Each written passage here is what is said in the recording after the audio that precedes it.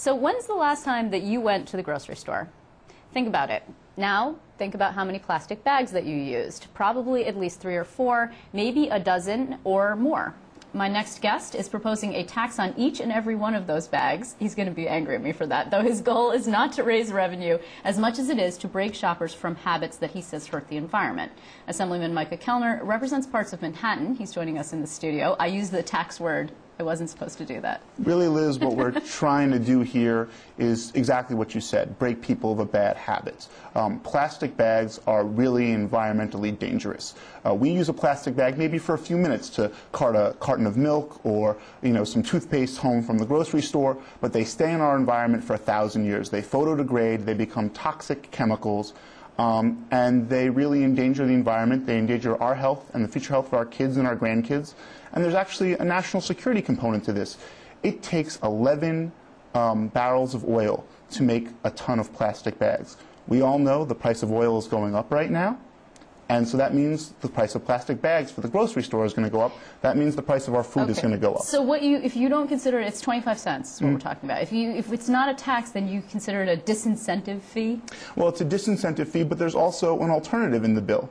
It's people can come. They can bring a tote bag their own, but what my bill says the City of New York has to tell grocery stores to do is offer a tote bag, a reusable bag that can be returned for a deposit that is less than the plastic bag fee. Okay, 2 questions. First of all, this was tried in the New York City Council, and it was 5 cents at the time. And of course, industry hates this, can't stand it, considers it a tax, says, every time you go to the store, people who are already, now, look, and it's true, food is going up, the cost of food is going up. They spend money just to go to the store, gas is going up, and then they get there and they have to spend extra money to take their bags home, unless, of course, they're using reusable, which a lot of stores are offering now, too.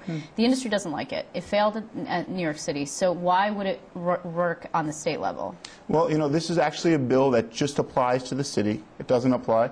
I think sometimes, people don't recognize what they're giving up. I was very sad when the city turned this down. Instead, they said, we're going to do a much more regressive tax. We're going to put a higher sales tax on everything, and I think that actually hurts low-income folks more. I think my bill is very fair. It actually has a provision for low-income folks. If you have food stamps, you're paying with food stamps, the tax doesn't apply to you.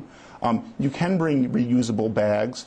We've seen in other localities around the country that when you put a tax on plastic bags, the use of plastic bags goes way down. In Washington, D.C., in March 2009, that was the first month they had only a 5-cent tax on plastic bags. They thought they were going to bring in $200 million a month. They actually brought in only $150 million that month, but they also saw an 87% decrease in the use from 22 million down to 3 million. Okay, so this is what you're saying here is this is not about generating additional revenue to try and help close the $10 billion budget deficit or to offset some of the cuts that the governor is proposing in education or health care. This really is, in your mind, something that has to do with ideology and not necessarily with money. Exactly, Liz. I want to make it a faux pas to be seen with a plastic bag.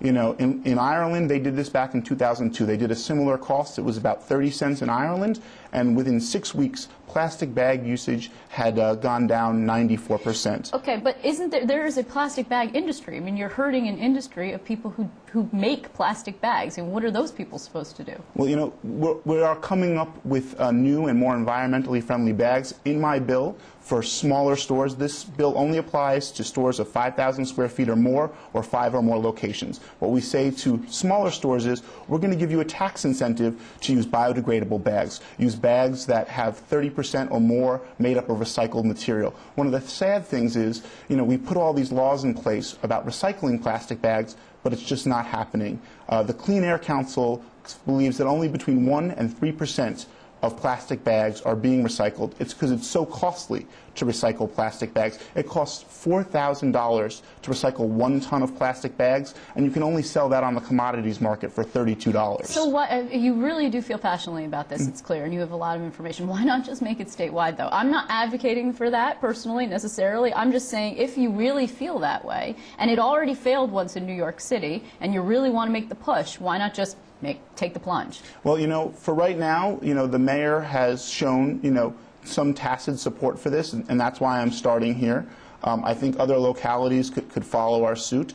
You know, if the governor said to me he was interested in this, I might look at making this statewide. But for right now, we're looking at it. You know, this is the bill as it is in this form. You know, bills get amended, bills get changed. We can easily make it statewide if there was an outpouring of support to make it statewide. What I would like to do is just ban plastic bags. In San Francisco, that's exactly what they did. They just banned plastic bags outright. Okay. I don't want to tax San Francisco is not New York.